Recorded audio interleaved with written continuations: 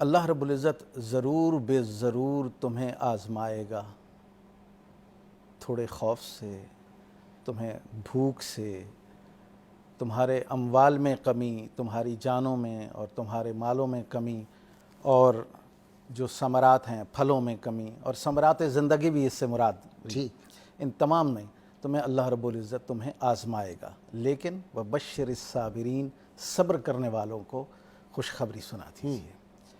سر، ہماری زندگی میں دو چیزوں سے عبارت ہے، غم سے اور خوشی سے، دونوں سے عبارت ہے۔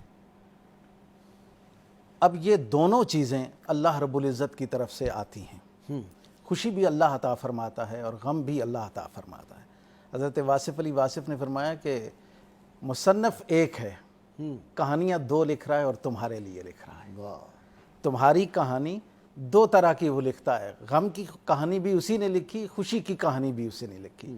یہ عجیب بات ہے کہ تم خوشی کی کہانی کو تو قبول کرتے ہو، غم کی کہانی کو چھوڑ دیتے ہو۔ نہ، مصنف ایک ہے، اگر مصنف سے تمہارا رابطہ ہے، جو رائٹر ہے، تمہاری تقدیر لکھنے والا ہے، اس کے ساتھ اگر رابطہ ہے تو دونوں کو قبول کرو۔ اب یہ ایک صوفیانہ عمل ہے، دونوں کو ویلکم کرتے ہو، دونوں کو خوش آمدید کہتے ہو، تو پھر تمہاری غم کوئی غم رہتا ہی نہیں ہے، غم فضل میں بدل جاتا ہے، کرم میں بدل جاتا ہے، مہربانی میں بدل جاتا ہے۔ تو یہی بات سیدنا علی کرم اللہ وجہ الکریم سے پوچھی گئی نا، جناب ہمیں کیسے پتہ چلے کہ یہ اللہ کی آزمائش ہے یا کوئی عذاب ہے؟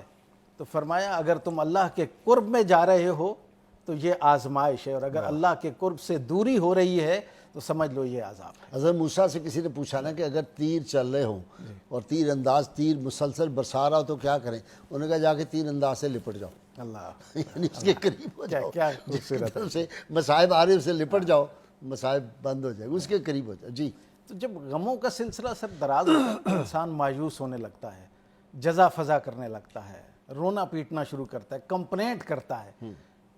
صوفیاء تو اللہ کی بارگاہ میں کسی غم کی کمپلینٹ بھی نہیں کرتے، وہ اسے چونکہ خوش آمدید کہہ رہے ہوتے ہیں، وہ کہتے ہیں ہمارے مالک کی طرف سے ہے، اللہ ہمیں جس حال میں رکھ رہا ہے۔ تو یہی ہے نا، فرمایا کہ ہر حال میں الحمدللہ کہو، ہر حال میں الحمدللہ کہو۔ تکلیف آئی ہے استغفر اللہ، فرمایا کہ جو جو اللہ کیے جا رہا ہے وہ سب پر الحمدللہ، اور جو جو تم کر رہے ہو اس پر استغفر اللہ۔ بھلے سے کوئی نیکی بھی کر رہے ہو، کیوں؟